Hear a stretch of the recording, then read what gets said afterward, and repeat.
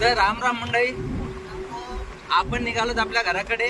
आणि आपल्या सोबत आज आलता भाऊ आणि सदाशिव भाऊ.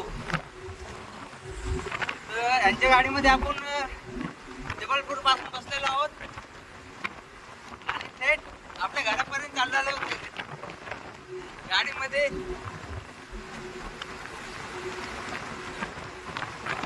खरं म्हणलं तर मी सगळ्यापासून उभा होतो रोडला.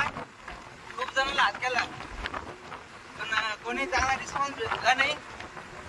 शेवटी आपले महाराष्ट्रीयन मराठी लोक भेटले आणि त्यांनी आपली मदत केलेली आहे. भाऊ सध्या बिझी फोन मध्ये. आपण नंतर त्यांचं